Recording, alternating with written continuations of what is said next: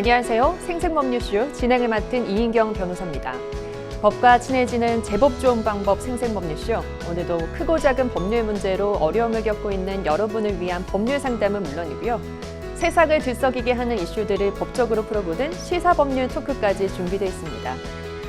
법률과 관련해 궁금한 내용이 있으신 분들은 상담 전화 02-557-8295번으로 연락 주시거나 법률방송 홈페이지에 접속 후 법률상담 게시판에 문의 남겨주시기 바랍니다. 그리고 아래 보이는 이메일, 카카오톡으로도 상담 문의 받고 있습니다. 각 분야 전문 변호사가 무료로 성심성의껏 상담해 드리니까요. 많은 참여 바랍니다. 지금 이 방송은 유튜브를 통해서도 실시간으로 함께 방송되고 있으니까요. 많은 시청 부탁드리고요. 유튜브를 통한 소통의 창구도 활짝 열어두겠습니다. 그럼 오늘 도움 주실 변호사님 소개해 드리죠.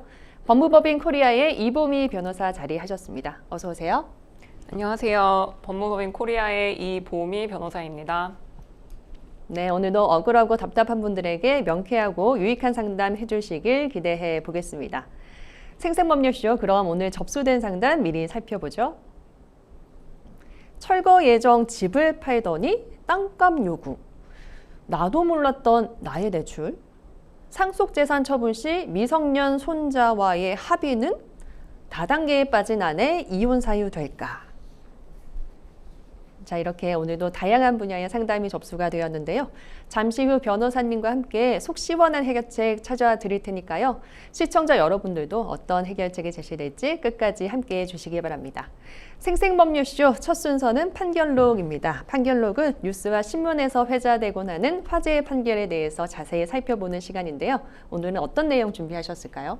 네, 개인정보 수집 동의를 받았다면 주민 실명과 동호수를 포함한 개인정보를 단톡방에 게시한 행위를 개인정보보호법으로 처벌해서는 안 된다는 대법원 판단이 나왔습니다. 대법원 3부는 지난달 30일 개인정보보호법 위반 혐의로 항소심에서 유죄 판결을 받은 행정사 기혁 씨의 사건을 서울중앙지법으로 파기환송했다고 21일 밝혔습니다. 네, 개인정보 유출 정말 민감한 사안인데요. 어떻게 벌어진 사건인지 자세하게 살펴볼까요? 네, 행정사 기혁 씨는 인근의 아파트를 건축 중인 건설사로부터 주민 피해 보상을 받는 업무를 위해 서울 강남구의 한 아파트 주민들 280여 명을 상대로 개인정보를 제공받았습니다. 이 과정에서 기혁 씨는 소음 피해 보상과 관련한 조정 신청, 국가기관 탄원, 카카오톡 대화방 개설 등에 대한 동의서 작성을 요청했었고, 피해자들은 동의서에 자신의 실명, 동호수, 전화번호 등을 기재하고 서명했습니다. 이 동의서에는 카카오톡 대화방 개설을 위한 전화번호 작성을 요청하는 내용, 동호수 성명을 사용한 주민 의견 수렴, 공지사항, 결산보고, 기타 업무의 협조를 요청하는 내용, 중앙환경분쟁조정위원회 제출 및 카카오톡 대화방에서의 사용을 목적으로 주민들의 성명 등을 수집 및 사용한다는 내용이 담겼습니다. 기혁 씨는 2022년 4월 7일 이 정보를 바탕으로 카카오톡 단체 대화방을 개설했는데 주민들은 단체방 대화명은 익명으로 자신의 실명이나 동호수를 사용하지 않았다. 대화방 내용 중 일부 기혁 씨와 의견이 반대되는 의견이 나오자 기혁 씨는 이들의 의견에 실명과 동호수를 함께 게시하며 반박했습니다. 이후 기혁 씨는 업무상 알게 된 개인정보를 누설하였다는 혐의로 재판에 넘겨졌습니다. 네, 그러니까 이 행정사가 이 주민들 280여 명을 대리를 했나 봐요. 아마 그런 일을 한 것 같은데 그 가운데서 이제 일일이 접속하고 하는 것도 힘드니까 그 개인정보를 일단 쓰겠다, 이용하겠다라는 동의를 받고 그 이후에 이제 카카오톡으로 이제 대화를 하다 보니까 이런 것들이 공개가 자연스럽게 된 것 같아요. 그럼 먼저 앞선 1심과 2심의 판결 내용을 살펴볼까요? 네, 1심 재판부는 기혁 씨에게 벌금 50만 원을 선고했습니다.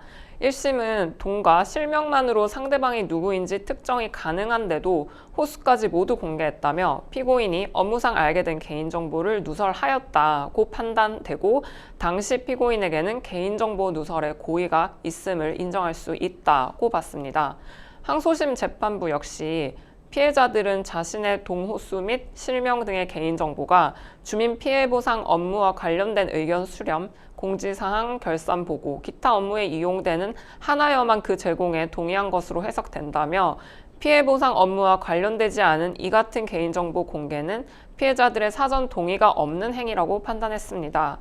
또한 일부 주민들이 스스로 자신의 실명과 동호수를 밝히거나 특정한 상황에서 다른 주민의 실명과 동호수를 언급한 바 있다는 사정만으로는 카카오톡 대화방에 참여한 주민들 사이에서 자신의 실명과 동호수를 제한 없이 공개하기로 하는 취지의 일반적인 동의나 양해가 있었다고 볼 수 없다고 판단했습니다. 그러니까 의견을 나누는 중에 동호수와 실명을 거론한 것이기 때문에 대리받았던 일과는 조금 상관이 없다 이렇게 판단을 하신 것 같아요.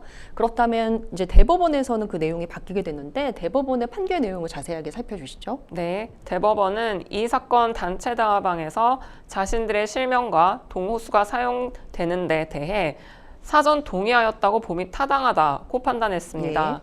대법원은 일부 주민들이 자신의 의견을 개진하면서 동호수를 밝히거나 다른 주민을 초대하면서 언급하는 등 특정하기도 했다며 기혁씨의 게시에 대해 피해자들이 직접 기혁씨에게 이의제기한 사정도 보이지 않는다라고 판단했습니다.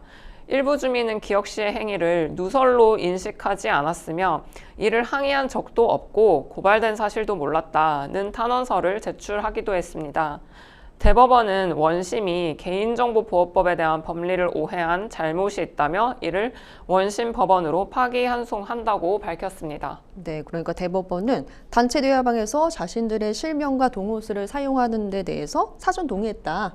이렇게 볼 수 있다라고 판단을 했군요. 자, 이렇게 아파트 단톡방, 이 편리하긴 하지만 가끔씩 이런 다툼이 일어날 수 있을 것 같습니다. 이 주민 간의 갈등이 일어나는 경우에는 명예훼손이나 모욕죄로 고소가 가능할까요? 네, 요즘 대부분의 아파트의 입주민들이 소통할 수 있는 단체 채팅방이 존재합니다. 입주민들은 아파트 단톡방을 통해 각종 민원을 공유하거나 층간소음 문제, 분리수거 등에 대해 의견을 나누는데요. 그러나 간혹 소통을 하다 보면 의견 차이나 갈등으로 욕설이나 비방이 오가는 사례도 종종 있습니다. 아파트 단톡방에서 특정 입주민이 저에게 욕설을 했는데 고소할 수 있나요? 라는 질문이 자주 제기가 됩니다. 결론부터 말씀드리면 성립 요건에 따라 모욕죄 또는 명예훼손죄로 형사 고소가 가능합니다. 다만 구체적인 표현 내용, 대상의 특정성, 게시 환경 등에 따라 성립 여부는 달라질 수 있습니다. 만약에 이제 역으로 아파트 단톡방에서 이런 고소를 당한다고 한다면은 어떻게 대응을 하는 게 좋을까요? 네, 일단 당황은 하시겠지만 명예훼손, 모욕죄로 고소당했다고 해서 바로 겁을 먹으실 필요는 없습니다.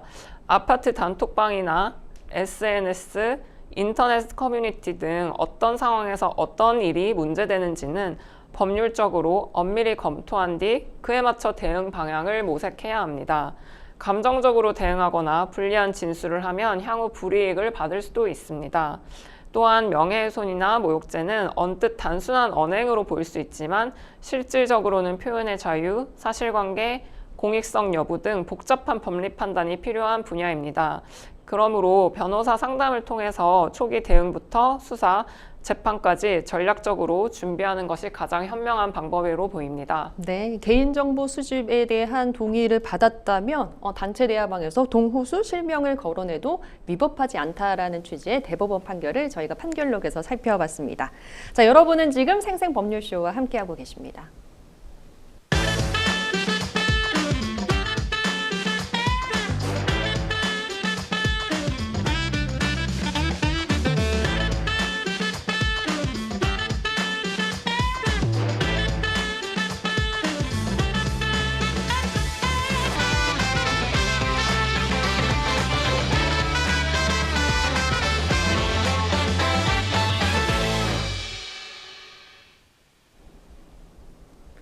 지금부터는 생생법률쇼가 자랑하는 성심성의의 무료의 법률 상담 시작해 보도록 하겠습니다. 전화 상담부터 할까 하는데요. 연결돼 있으면 받아보죠.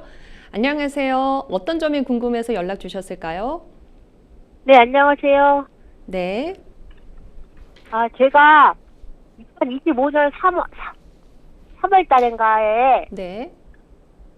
원래 토지주가 있는데 네. 저는 그 토지주랑 친구 사이인 분이 그 토지 안에 주택에서 한 20년간 살고 있었대요. 네. 그러니까 그 사람이 그 건물만 살고 있었던 거죠. 토지주는 따로 있는데, 근데 토지주랑 그 사람의 남편이랑은 친구 사이여서 그냥 무상으로 토지세 연 뭐 한 40만 원만 내고 무상으로 한 20-30년 살았대요. 네. 그렇게 살고 있던 집을 그 건물주가, 건물에 살던 사람이 복권에 당첨됐다고 그러면서 집을 이사 나갔어요. 이사 나가면서 자기 그 살고 있던 집을 저희한테 2천만 원에 팔았어요. 예. 저희는 뭣도 모르고 그냥 샀죠. 예. 그래서 살아서 이제 5월 달에 등기부 등본도 내고 잔금도 치르고 그래서 살고 있는데 10월 달쯤 되니까 갑자기 토지주라는 사람이 나타나서 예. 이 자기네가 지금 집을 아파트를 분양받았는데 1가구 3주택이라서 이걸 철거해야 된다. 예. 그래서 철거를 주장하면서 빨리 이사 가라고 막 난리를 쳤어요. 예. 그래갖고 우리는 이거를 2천만 원 주고 샀는데 무조건 나가는 게 너무 억울해서 예. 못 나가겠다고 이제 말했는데 한참 뒤에 토지주가 우리 집에 와갖고는 그러면 보증금 500에 월 50만 원씩 지르를 내고 3년간 살다가 이사를 가라. 뭐 이사할 때는 그 우리한테 받은 돈을 도로 돌려주겠다 이런 말도 했고. 예. 그래서 근데 나는 이게 내 동생이 살고 있거든요. 동생이 살면서 집 내가 그 2천만 원에서 1,500만 원을 내가 빚을 내갖고 동생을 꿔줬어요. 걔가 이자를 30만 원씩 원금이랑 갚고 예. 있는데 또 50만 원씩 내려면 80만 원씩 내야 되잖아요. 너무 힘드니까 그냥 또 500만 원 보증금은 당장 어디서 구할 데도 없고 그래서 그냥 버티고 있는데 이거를 아는 건물주가 처음에는 그럼 자기네가 건물을 2천만 원 돌려주겠다. 그러면서 2주 내에 집을 얻고 한 달 내에 집을 나가라. 예. 왜 그랬냐면 내 동생이 그 건물주한테 내용 증명을 띄웠어요. 어쩌고 저쩌고 해서 이 집을 우린 해야겠다. 예. 그러니까 계속 거주하겠다 이런 입장으로 이제 내용 증명을 동생분께서 보내신 아니죠. 거예요? 2천만 원 돌려받으려고 우리 이사 갈 테니까 아, 토지주가 예. 우리한테 500에 50만 원씩 달라고 그러다. 그러니까 이런 집에서 못 사니까 2천만 원 돌려달라는 식으로 내용 증명을 띄웠더니 처음에는 돌려주겠다고 말했어요. 그러니까 매도인이 말씀하신 거예요? 아니면 그 토지 주인이 말씀을 하셨던 거예요? 매도인이 저희가 예. 토지주가 500에 50만 원씩 달라고 그러니 너무 비싸서 못 살겠다. 예, 그 말을 들으셨고 우리는 말을 2천만 원을 돌려받고 싶다라는 얘기는 누구한테 하신 거예요? 건물주한테. 건물주한테, 그러니까 매도인한테 하셨죠. 예. 그 말을 들은 건물주가 그럼 2주 이내에 집을 계약해서 나가고 한 달 내에 집을 이사해서 나가라 2천만 원 돌려주겠다 그랬어요. 예. 그래서 우리는 이제 2주일 내에 막 집을 여기저기 알아보고 있는데 그럼 계약금도 내야 되고 돈이 쏠쏠 들어가잖아요. 그래서 그 건물주한테 2천만 원 주려면 한꺼번에 다 잘라. 예. 이게 지금 한꺼번에 주는 게 필요하다. 이렇게 한 달 뒤에 주고 20일 뒤에 그러면 안 된다. 그랬더니 그 건물주가 갑자기 태도를 돌변해갖고 우리는 돈 못 돌려주겠다니까 예. 돌려줄 테니까 법대로 하시오. 그러면서 저를 끌었어요. 네, 알겠습니다. 제가 여기까지 듣고 좀 사연을 정리해 드리면 건물을 네. 새로 구입을 하셨어요. 구입하셨는데 알고 봤더니 토지, 건물 부지와 건물주가 달랐던 거예요, 주인이. 그렇죠? 그렇죠. 예, 그랬는데 당장 이제 토지의 주인이 나는 철거를 해야겠으니 나가라 라고 네. 하는 이제 지금 상황이 생긴 것이고 그러다 보니까 이 계약을 어떻게 할 것인지 해제를 할 수 있을 것인지 내 돈 2천만 원을 돌려받을 수 있을 것인지 이런 것들을 궁금해 하실 것 같거든요. 예. 예, 사연을 이 정도로 정리하고 이보미 변호사님이 옆에 나와 계세요. 자세한 네. 상담 받아볼게요. 네. 네, 안녕하세요. 네, 안녕하세요. 네, 설명해 주신 거 저도 옆에서 잘 들었고 네, 일단 우리는 그 건물주한테 살 때 등기부 등본도 저기 등기사 법무사 사무실 가서 등기부 등본도 쪄놓고 전혀 하자가 없이 했는데 그 등기부 네. 등본 해줄 소용이 없는 건가요? 토지주가 잠깐만 일단은 웃겨서. 네, 제가 몇 가지 확인해 볼게요.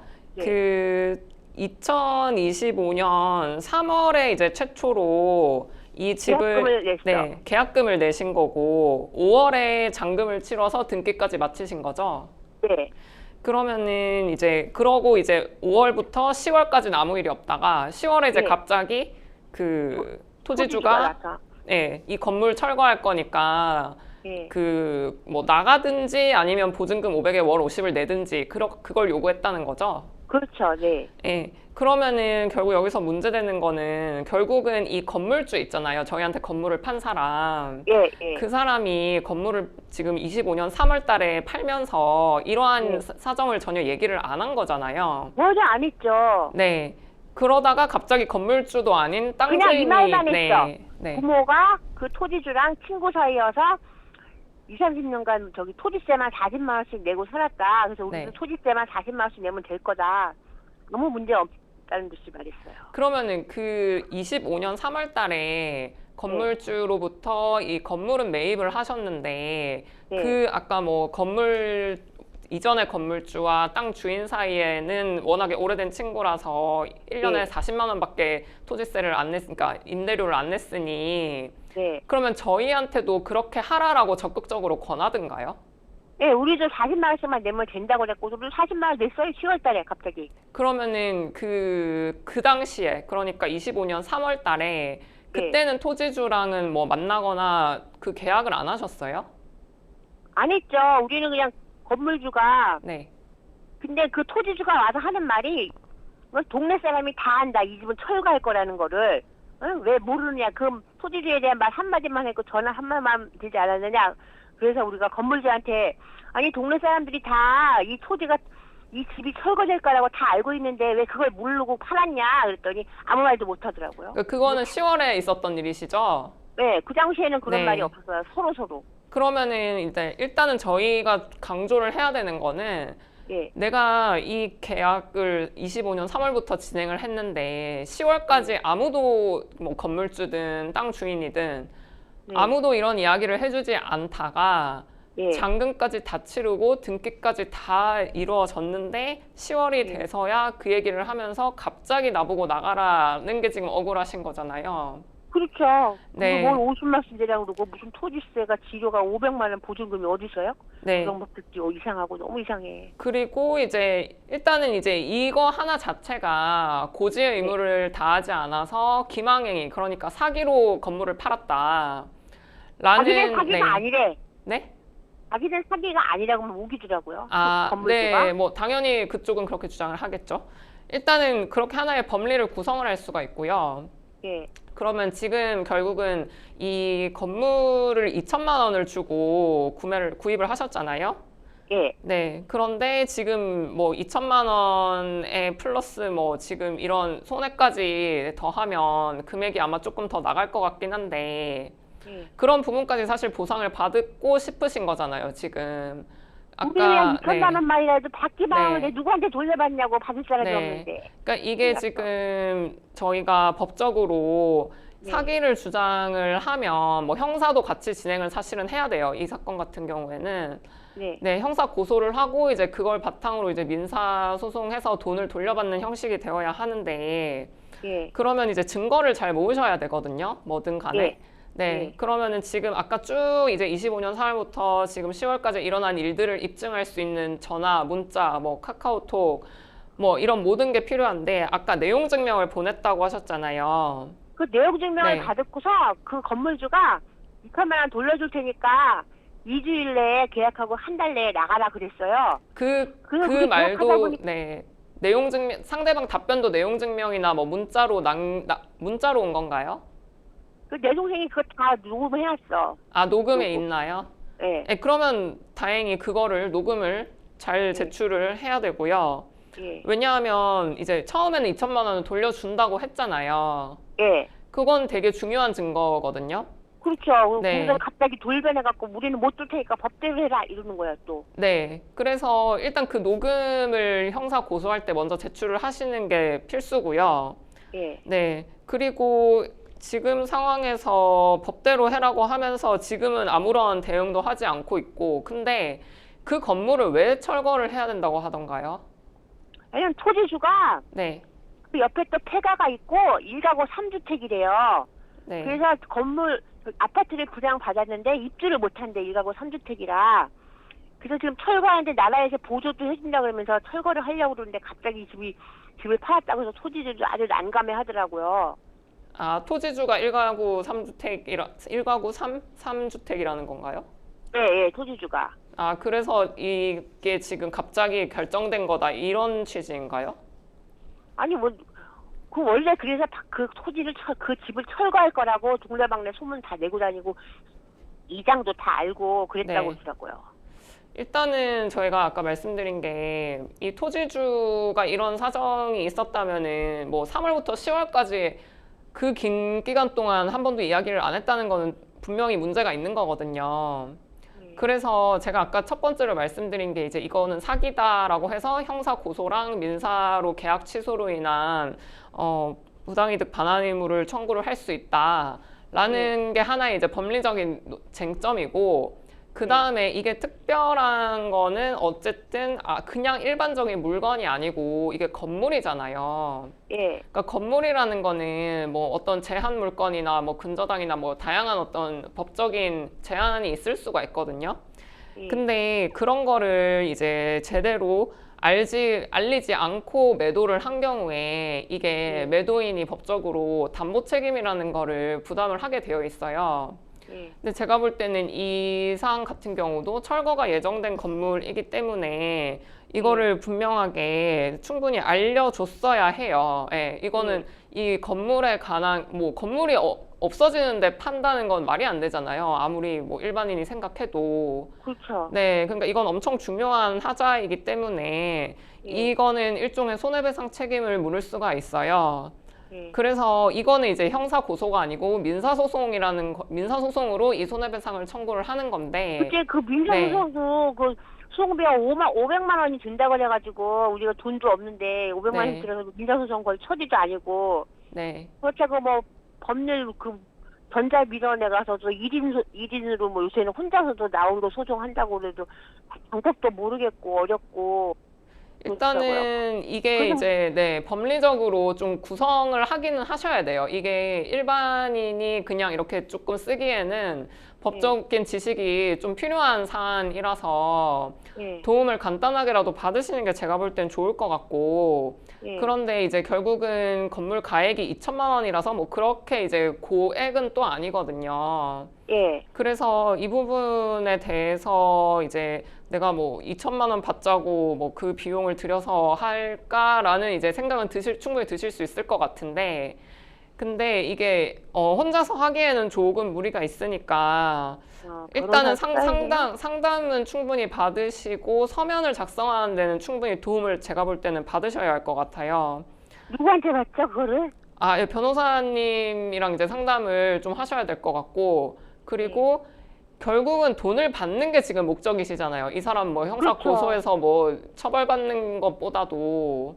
예. 네, 그러면은 지금 어쨌든 이 사람이 제가 볼 때 처음에 내용 증명 보냈을 때 돌려준다고 이야기는 한번 하긴 했었잖아요. 그러니까 자기도 알고 있는 것 같아요. 어느 정도는 잘못됐다는 거를. 예. 그러니까 지금 다시 한번 그 녹음에 대해서 답변하는 형식의 내용 증명을 한번 더 보내보세요. 내용증명 또 보내려고 그래요. 내 선생님이 네, 또. 왜냐하면 이제 변호사 오늘 저랑 이제 또 지금 상담을 하셨으니까 예. 그 법적으로 이게 어떻게 문제가 되는지 지금 아셨잖아요. 예. 이게 뭐 엄밀히 말하면 사기죄도 될 수가 있고, 그 건물을 판 거 자체가 또 사기로 인한 매매이기 때문에 계약이 아예 그냥 취소될 수도 있는 거고, 그리고 계약 또 취소하고 네, 싶다고. 네, 그리고 담보 책임으로 손해배상까지도 청구할 수 있는 사안이고, 그러니까 이런 법적으로 좀 근거를 명확하게 써서 또 내용 증명을 보내면 상대방이 또 다르게 답변을 할 수도 있어요. 약간 겁먹고 그럼 제가 뭐 돌려드리겠습니다 할 수도 있는 거거든요. 그래서 우리 수정까지 가기 전에 돌려받을 줄 알고 얼마나 네. 좋아했는데 갑자기 네. 돌변해갖고 2천만 원 먼저 한꺼번에 달라. 네. 그랬더니 취소시킨 거예요. 그렇게 못하겠다. 그럼 처음부터 줄 생각이 없었던 거지. 줄 마음이 있었으면 한꺼번에 달랬다고 안 주나요? 그러니까 이거를 논리적으로 이렇게 내용 증명을 다시 좀 구성을 하셔서 예. 네, 이거 만약에 이 내용 증명으로 제안을 받아들이지 않는다면 나 역시도 법적으로 이거는 처리를 할 수밖에 없다. 그렇죠. 예, 그렇고 이제 2천만 원이라는 돈이 이제 이런 거는 소송을 하기 전에 가압류를 제가 볼 때는 하셔야 돼요. 아, 가압류? 네, 소송하기 전에도 가압류가 되나요? 어디요? 소송하기 전에도 가압류 할 수 네, 있나요? 가압류라는 게 이제 소송을 할 것을 예정을 하고 그 직전에 이제 아니, 하는 그런 건데. 것도 전문가가 해야지 우리가 어떻게 하냐고. 네, 그래서 그런 것 때문이라도 사실은 변호사님 도움을 좀 제가 볼 땐 받으셔야 하고, 이 지금 건물을 판 사람, 그러니까 매도인이 어떤 재산을 갖고 있는지 정도는 또 아셔야 되거든요. 그래야 가압류할 그 게 사람이 있잖아요. 그 복권에 당첨돼갖고 집 사서 나갔다니까요. 그리고 돈이 많은 사람 집을 아니야. 어디 샀어요, 새로? 샀겠죠. 근데 네. 딸이랑 같이 살더라고. 딸네 집에 들어가는지. 네, 그러니까 가압류를 하려면 보통은 주소는 이제 다 알아요. 등기부 등본에 네. 주소가 있어. 예. 네. 그래서 그런 이제 매도인의 재산 내역을 좀 아셔가지고 그거를 이제 가압류를 해서 최소 2천만 원만큼은 보장을 일단은 해놔야 돼요. 그래서 그래야 가압류를 그나마 하고 예, 승소한 다음에 또 압류를 또 해야 되나요? 맞습니다. 네, 가압류하고 승소하면 그걸 이제 압류를 해서 실제로 집행을 받을 수 있는 거거든요. 아니 압류에다 돈 안 주면 어떡해요? 그러면 압류를 해도 당연히 안 줄 수 있죠. 그러면은 계속 다른 거에 압류를 하셔야죠. 경매를 붙이나? 네, 이제 만약에 승소하셔서 네. 이제 본압류로 이제 넘어가게 네. 되면은 예, 그럴 수도 있겠죠. 그럴 가능성도 있습니다.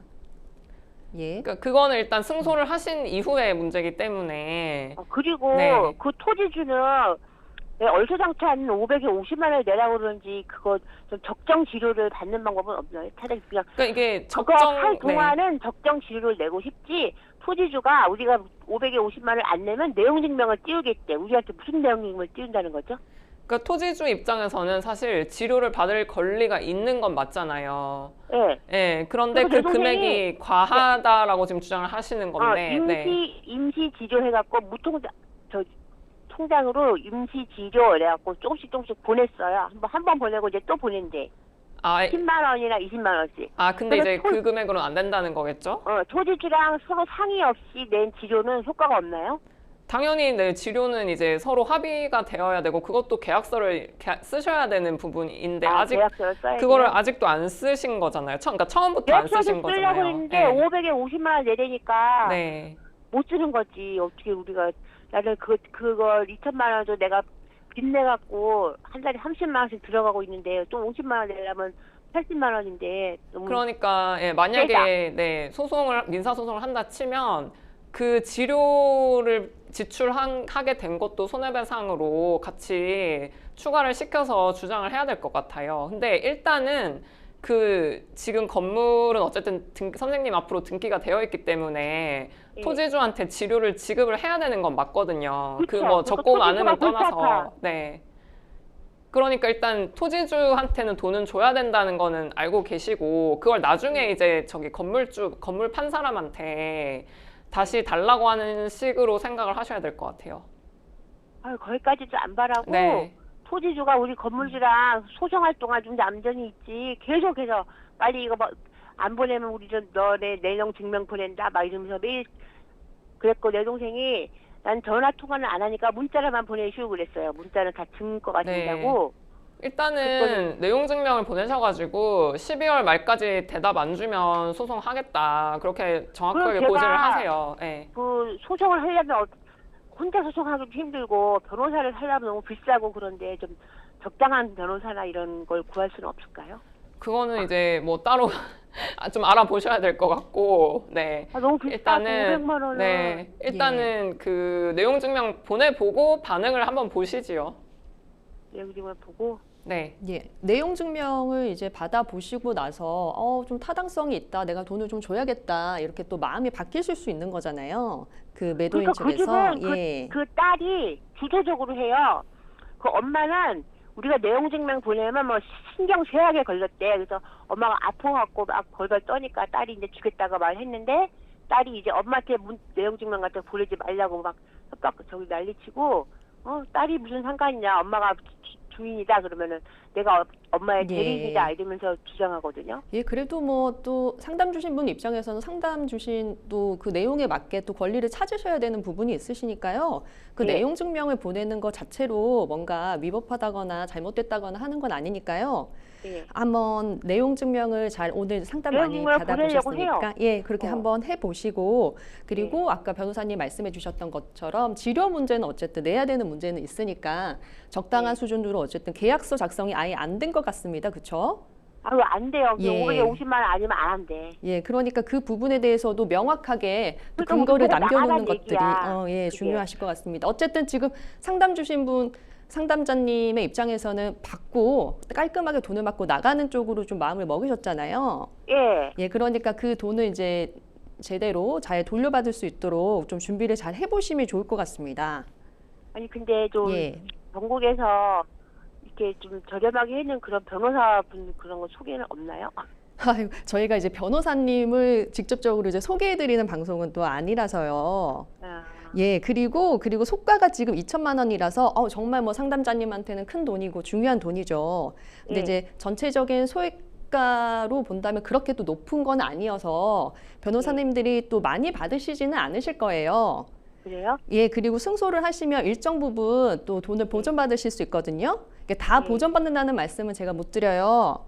그래도 일정 부분은 또 소송 비용도 이제 받으실 수 있고, 그리고 네. 또 변호사님이 말씀해 주신 것 중에 하나가 그 네. 하자가 있는 물건을 팔았잖아요. 그러니까 그 물건을 판 걸로 인해서 그걸 사심으로 인해서 또 손해를 받으신 부분이 있잖아요. 네. 그러니까 2천만 원 말고도 내가 이러이러한 손해를 받았다라고 정신적인 하는 손해가 많지. 정신적인 예, 뭐 그 손해. 부분부터 시작해서 이런저런 내가 이걸 아이고. 알아보고 하느라고 이제 뭐 돈도 쓰시고 하실 테니까 그 예. 부분에 대한 손해배상도 이제 뭐 많진 않지만 청구할 수 있을 거라고 보여져요. 그러니까 너무 또 그런 거에 겁먹지 마시고 차근차근히 내용 증명 보내시는 것부터 시작하셔서 한번 준비해 보시면 좋겠습니다.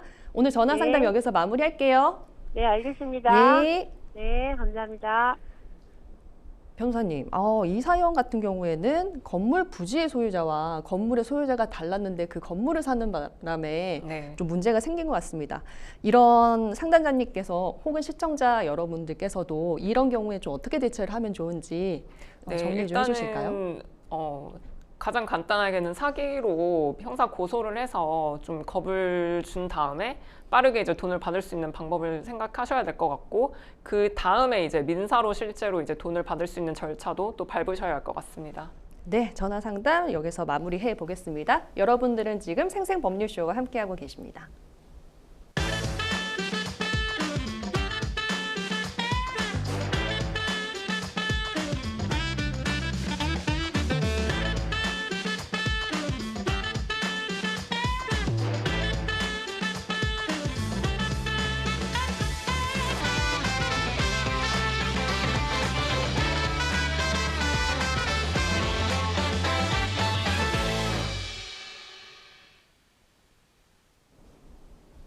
자, 이번에도 법률방송 이메일을 통해 들어온 여러분들의 법률적인 고민을 들어보도록 하겠습니다. 어떤 내용인지 화면으로 함께 만나보시죠.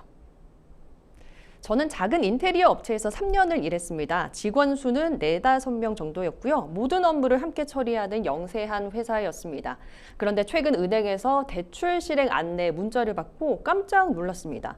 제가 알지도 못하는 2곳의 금융사에서 제 주민등록번호로 대출이 이루어져 있었습니다. 확인해보니 회사가 공사자금이 급할 때마다 직원 명의를 빌려 쓰는 관행이 있었고 제 명의도 그 과정에서 사용됐다는 것을 뒤늦게 알게 됐습니다. 저는 동의한 적도 없고 심지어 제 명의가 쓰였다는 사실조차 몰랐습니다. 회사는 제 명의로 받은 대출금으로 월급, 공사비, 사무실 임대료까지 충당했다고 합니다. 항의하자 사장은 우리가 대신 갚고 있으니까 일을 키우지 말자. 괜히 법적으로 가면 회사만 어렵다라며 회유와 압박을 했습니다. 하지만 해당 대출 계약서에는 제 서명과 인감까지 찍혀 있었습니다. 하지만 저는 그 어떤 서류도 서명한 적이 없는데요. 불안합니다라고 하셨어요. 자, 직원이 동의하지 않았는데 회사가 직원 명의로 대출을 받은 경우에는 어떤 범죄가 성립할 수 있나요? 네, 일단은 그 직원의 개인정보를 함부로 썼거든요. 그래서 개인정보보호법 위반이 문제되고요. 그리고 이제 대출 약정서를 위조를 했기 때문에 그 사문서 위조 및 위조 사문서 행사죄가 되고, 그리고 그 문서로 이제 금융기관을 기망해서 대출까지 받았기 때문에 사기죄 가 또 성립될 수 있고, 업무상 배임죄까지도 문제가 될 수 있습니다. 그리고 피해금이 만약 5억이 넘으면 특정경제범죄 가중처벌에 따라서 가중처벌될 가능성도 있습니다. 네, 정말 엄청난 범죄들이 엮여져 있네요. 이 대출 계약서에 상담자의 인감과 서명이 이제 찍혀 있는 상황입니다. 자, 이 경우에는 진짜 어떻게 해야 될지 좀 깜깜하셨을 것 같아요. 어떻게 좀 하셔야 될지. 그러면은 서명 위조 여부부터 좀 알아봐야 될 것 같은데요. 이걸 어떻게 좀 입증할 수 있습니까? 네, 일단은 법적으로는 필적 및 인용 감정 신청 제도라는 것이 있습니다. 그래서 일단 민사소송이나 형사 고소를 하시고 나서 감정 신청을 할 수가 있고요. 법원에서 이제 선정한 감정인이 계신데 그분께서 본인의 실제 서명과 인형을 그 문서에 이제 기재된 것과 비교를 해서 감정을 해주십니다. 기본적으로 이 제도라는 것이 사문서는 진정 성립이 추정되기 때문에 지금 피해를 봤다고 하시는 본인께서 적극적으로 이 제도를 활용을 하셔야 합니다. 네, 공사비가 급해서 이제 직원 명의를 쓴다. 라고 이제 업체가 이건 관행이다 이런 말을 했단 말이에요. 이런 관행이 법적으로 인정될 수 있습니까? 보통 건설업계에서 이런 문제가 참 많은데요. 이런 문제뿐 아니라 건설업의 면허, 등록증을 대여하는 문제가 참 많이 대두가 되고 있습니다. 그러나 이 역시 건설산업기본법상 금지가 되고, 이를 위반할 경우 빌려준 자와 빌린 자 모두 5년 이하의 징역 또는 5천만 원 이하의 벌금에 처해질 수 있습니다.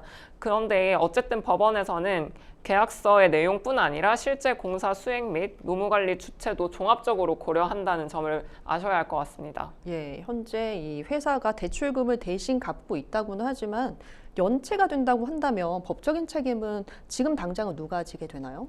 네, 일단은 명의 대여자가 채무 부담을 지지 않기로 금융기관과 약정하거나 했다는 점이 적극적으로 증명되지 않는 한 명의를 빌려준 사람이 대출 계약의 당사자로서 상한 책임을 져야 하는 것이 원칙입니다. 그런데 이제 대출은행 입장에서는 민법 제126조 권한을 넘은 표현들이 법리를 주장을 할 수가 있고요. 그래서 직원이 회사의 인감이나 신분증, 사본, 대출에 필요한 서류를 교부한 행위 자체를 기본 대리권을 수여한 행위로 보고, 금융기관이 회사가 직원을 대리해서 해당 대출 계약을 체결할 권한이 있다고 믿은데 정당한 이유가 있음 인정되면 그 직원도 책임을 부담합니다. 예. 저희 사례 같은 경우에는 본인이 전혀 이런 걸 제공을 한 적이 없다고 하시니까 일단 기본 대리권 자체가 없는 거거든요. 이 부분을 강조를 많이 하셔야 될 것 같습니다. 네, 이미 실행된 대출을 이제 본인 동의 없이 만들어진 계약이다 이렇게 주장을 하면서 취소하거나 정정할 방법이 있을까요? 일단은 형사 고소를 지금 빨리 하셔야 될 것 같고요. 그래서 본인의 이제 위조된 문서를 바탕으로 대출이 일어났다 해야 되고, 그리고 민사적으로는 채무 부존재 확인 소송을 해서 내가 대출을 갚을 채무가 없다라는 것을 밝히시고, 그리고 결국은 계약이 무효다라는 것까지 입증을 하셔야 합니다. 그렇군요. 자, 회사가 직원 명의를 이제 무단 사용한 경우에 금융사도 책임이 지는지, 그 회사의 대표 이사가 책임지는 거와 함께 금융사도 책임을 지는지 궁금하거든요. 일단 금융사 입장에서는 이러한 위조된 서류를 꼼꼼하게 이제 살펴볼 주요 의무가 있는데, 요즘은 이제 법원에서도 금융사에게 이런 의무를 굉장히 엄격한 기준으로 적용을 하는 것으로 알고 있습니다. 그렇군요. 또 현실적으로 상담자 분이 가장 먼저 취해야 할 조치는 무엇인지 조언을 좀 부탁드리겠습니다. 네, 일단 형사 고소도 중요하지만 은행에 이 대출은 내 대출이 아니다라는 내용의 내용 증명이든 어떤 형식으로든 고지를 하셔야 지금 당장 대출 이자나 갚을 의무가 발생하지 않을 것으로 보입니다. 그렇군요. 아무래도 내용 증명을 먼저 보내고 형사적인 책임부터 이제 물어보시는 게 좋을 것 같습니다. 자, 계속해서 법률방송 이메일을 통해 들어온 여러분들의 고민을 들어보도록 하겠습니다. 화면으로 보시겠습니다. 저는 남편과 결혼하고 나서 아이 셋을 낳아서 키웠습니다. 그 아이들은 모두 장성해서 현재 가정을 꾸리고 손주도 안겨줬습니다. 그런데 불행하게도 3년 전 첫째 아들이 갑작스러운 사고로 세상을 떠났습니다. 그 당시 손자들은 8살, 6살, 정말 어렸습니다. 저와 남편은 며느리에게 조금이나마 금전적으로 도움을 주려고 노력했습니다. 며느리도 저희의 도움에 고마워했죠. 그런데 반년 뒤 무슨 운명의 장난인지 제 남편도 사고로 세상을 떠나게 됐습니다. 깊은 슬픔을 느끼며 남편의 장례를 치르고 나자 현실적인 문제들이 다가왔는데요. 저희가 살던 단독주택과 남편 명의의 토지 세필에 대한 상속세가 부과된 겁니다. 저와 자식들 모두 여유가 없었기 때문에 상속세 내기 막막했습니다. 그래서 우선 토지 일부를 팔아서 상속세를 내고 남은 금액이 있다면 상속분을 정해서 나누기로 했습니다. 단독주택은 제가 살고 있기 때문에 제외를 했고요. 둘째가 합의서를 작성해 와서 저와 셋째 그리고 며느리가 종이에 이름을 적고 도장을 찍었습니다. 이후 토지 중에서 한 필지가 팔렸고 그 돈으로 세금을 내고 남은 돈은 통장에 넣어뒀습니다. 그런데 며칠 후 셋째가 헐레벌떡 찾아오더니 미성년자인 손자들도 상속인이라서 합의서가 무효가 될 수 있다라고 했습니다. 합의서 다시 써야 한다는데 어떻게 대응해야 할까요? 했습니다. 상속 재산에 관한 사연이었는데요. 이 상속 문제가 생기면 많이들 막막해 하시고 어려워들 하시는 것 같아요. 네, 워낙에 법리적으로 좀 복잡해서 반드시 변호사 상담을 좀 받아보셔야 하는 사안으로 보입니다. 예, 상속 재산에 대한 이제 다툼이 점점 늘고 있는데요. 이제 민법상 상속인은 망인의 직계비속과 배우자가 1순위인데 이 사연에서는 이제 아버지보다 아들이 먼저 이제 사망을 했습니다. 이 경우에는 이제 첫째 자녀의 이제 자녀들, 이제 손자들이 되겠죠. 그리고 이 손자들이 상속인에 포함이 되는 건지 그 법리적인 설명을 듣고 싶습니다. 네, 일단 원칙적으로는 민법 제1000조에 의해서 상속인 순위를 정하고 있는데 예외적으로 대습상속이라 그러죠. 그러니까 아들이 아버지보다 먼저 이제 사망한 경우에는 그 아들의 이제 직계 비속이 다시 상속을 받게 되는 것이 대습상속인데 이것은 이제 민법 1001조에서 정하고 있습니다. 그래서 이제 사연자분께서 우려하신 대로 그 자녀분들, 그러니까 손자들이 같이 이제 이 상속인에 포함이 되어야 하는 것이고요. 예. 그러면 이제 지금 배우자분과 이제 다른 아드님 2분, 그리고 그 사망하신 아드님의 배우자 며느리와 그 또 손자들까지 해서 상속인이 공동 상속인이 된다고 할 수 있습니다. 네, 이제 사연에서는 손자들이 미성년자입니다. 이제 성인이 아직 안 됐어요. 그렇다면 이제 보통은 이제 어머니가 친권자이자 이제 상속에 있어서도 친권자로서 이제 대리권을 행사할 수 있는 거 아니냐라고 일반적으로 생각할 수 있을 것 같은데요. 어떤가요? 네, 맞습니다. 이런 경우를 이제 이해상반 행위라고 하는데요. 결국은 상속을 받는 입장에서는 그 손자들이나 이제 그 며느리나 모두 다 각자 이제 분할되는 몫이 있기 때문에 예. 각자 이제 이해상반이 되는 관계라고 보아야 하고요.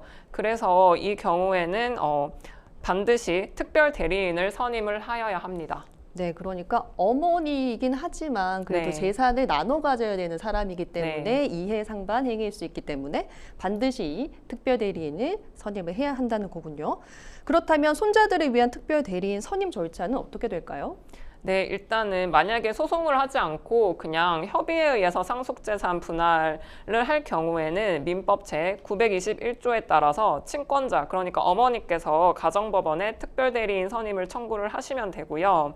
그리고 이제 만약에 법원의 상속재산 분할 심판을 하는 경우에는 민사소송법 제62조에 따라서 특별대리인 선임을 청구를 해야 되고 이것은 이제 상속재산 분할 심판 청구를 제기를 하면서 관할 가정법원에 특별대리인 선임을 신청을 하면 됩니다. 보통 특별대리인은 그 미성년자의 이익을 공정하게 대리할 수 있는 사람으로 선정을 하고요. 이해관계가 없는 친척, 조부모님이나 이모, 삼촌 등을 후보자로 선정을 하고요. 그럼에도 적절한 후보자가 없는 경우 법원이 변호사와 같은 전문가들을 선임을 합니다. 네, 그러니까 이 사연에서는 친권자의 며느리, 그러니까 어머니가 가정법원에 특별대리인 선임을 청구를 해야겠네요. 자, 그런데 특별대리인 선임 없이 상속재산 일부가 이제 처분이 이제 된다고 한다면 이 상담자분은 앞으로 어떻게 대응을 좀 해야 됩니까? 네, 지금 특별대리인 선임 자체가 필수 요건이기 때문에 그 선임 없이 처분이 된다면 무효입니다. 그래서 이 부분을 가장 중요하게 생각을 하셔야 되고요. 그런데 다만 이제 흥결이 있더라도 이제 법원에서 이 부분을 보완을 요청을 할 거기 때문에 바로 이제 기각되거나 그럴 가능성은 없지만 주의를 기울이셔야 될 것 같습니다. 네, 미성년 손자녀가 대습상속을 받는 경우에 생길 수 있는 문제에 대해서 저희가 사연을 통해 살펴봤습니다. 자, 이번에도 법률방송 이메일을 통해 들어온 여러분들의 법률적 고민 들어보겠습니다. 화면 보시죠. 저희 부부는 넉넉하진 않았지만 행복하게 잘 살고 있었습니다. 그런데 얼마 전부터 장모님이 어떤 이상한 사업에 관심을 보이시더니 아내에게도 한번 해봐라 권유하셨고요. 전형적인 다단계 사업이었대요. 근데 절대 하면 안 된다 아내에게 말했지만 이미 장모님 설득에 넘어가서 아내가 아랑곳하지 않았습니다. 저는 그 일로 아내에게 크게 실망했고 부부 사이 대화 끊겼고요. 그만두라고 했더니 이미 투자한 돈이 있어서 나올 수 없다. 이렇게 대답만 한다고 합니다. 제 생각은 확고하고요. 아내가 다단계 사업 그만두지 않으면 이혼하고 싶습니다. 아들은 제가 키우고 싶습니다. 하셨어요. 자, 다단계 사업에 빠진 아내와 이혼하고 싶어하는 분의 사연인데요. 일단 다단계 사업이 뭔가요? 네, 일단 방문 판매 등에 관한 법률 제2조 제5호에 정의하고 있는데요. 다단계 판매란 판매업자에 속한 판매원이 특정인을 해당 판매원의 하위 판매원으로 가입하도록 권유하는 모집 방식이 있고 판매원의 가입이 3단계 이상 단계적으로 이루어지고 판매업자가 판매원에게 후원 수당을 지급하는 방식을 가지고 있는 다단계 판매 조직을 통해 재화 또는 용역을 판매하는 것을 말한다라고 정하고 있습니다. 그렇군요. 부부 갈등 원인 중에 이 다단계가 의외로 많은 것 같은데요. 여러 자료를 봤을 때 상대적으로 그러니까 아내, 그러니까 여성들이 빠지는 경우가 참 많은 것 같아요. 이유가 어디에 있을까요? 네, 일단 요즘 이런 다단계 판매가 재택근무나 유연한 근무 시간을 강조를 하면서 육아나 가사를 하면서 동시에 이제 할 수 있는 일이다라고 강조를 하기 때문에 여성들에게 이러한 유혹이 쉽게 이제 오는 것 같고요. 그리고 판매하는 물품 자체도 화장품이나 건강기능식품, 주방용품 등 여성 소비자들이 많이 사용하는 제품이라서 특히 여성들이 빠지는 경우가 많은 것 같습니다. 예, 사연을 보면 이 상담자분은 다단계 사업을 하는 아내와 결국에는 이혼을 하고 싶다는 건데요. 다단계 사업을 하는 것만으로 이혼의 사유가 될 수 있습니까? 네, 현재 이제 다단계 사업을 하는 것만으로 이혼 사유로 보기는 조금 어려울 것 같은데 이러한 이제 갈등이 점점 불거지면서 투자금이 늘어나고 그로 인해 또 다른 빚이 생긴다든지 가정에 소홀해진다든지 자녀들의 양육을 방치한다든지 이런 부수적으로 생기는 문제가 심각해지면 가정 파탄의 원인이 될 수 있고 이것을 이제 민법 제840조 6호 기타 혼인을 계속하기 어려운 중대한 사유로 구성해서 이혼이 가능할 것으로 보입니다. 네, 그러니까 좀 향후에 그런 것들로 인해서 네. 고통을 받고 있다는 사실이 좀 증명이 돼야겠네요. 자, 상담 주신 분의 경우에 아들의 친권과 양육권을 가져오고 싶다 하셨는데요. 방법이 있을까요? 네, 일반적으로 그 미성년의 어린 자녀 같은 경우에는 어머니에게 양육권을 주는 경우가 일반적이지만 본 사안의 같은 경우는 아내가 다단계에 빠져서 도저히 정상적으로 자녀를 양육할 수 있는 환경이 없고 오히려 이제 상담자께서 아들과 안정적으로 정서적인 교류도 하고 있고 수입도 나쁘지 않아서 충분히 자녀를 키울 수 있다라는 것을 강조하면 양육권을 가져올 수 있을 것으로 보입니다. 네, 만약에 아내의 다단계 사업이 잘 안 돼서 소득이 없다 이렇게 된다면 양육비 청구할 수 있을까요? 네, 아무리 소득이 없어도 양육비는 지급을 해야 되는 게 의무사항이기 때문에 최소 30만 원은 지급해야 하는 것이 법원의 입장이고요. 그리고 그 서울가정법원이 제시하는 양육비 산정 기준표를 보면 이제 사연자분의 소득과 아내분의 소득을 합산해서 그리고 자녀의 연령을 대입해서 어떤 금액이 정해져 있는 기준이 있습니다. 이를 참조해 보셔도 좋을 것 같습니다. 네, 만약 아내가 친권 및 양육권을 가져갔다라고 한다면은 다시 되찾아오는 방법도 있나요? 네, 사정이 변경되었다라고 해서 다시 양육권을 가져올 수 있고요. 그런데 이제 사유를 잘 구성을 하셔야 합니다. 아내가 다단계로 인해서 경제 상황이 도저히 이제는 악화되었다.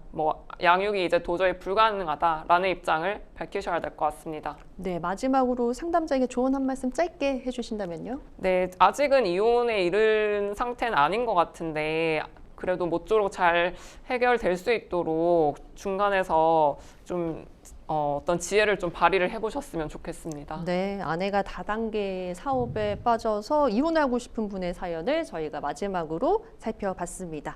자, 여기까지 여러분들의 상담 잘 받아봤고요. 오늘 도움 말씀 주신 이보미 변호사님 고맙습니다.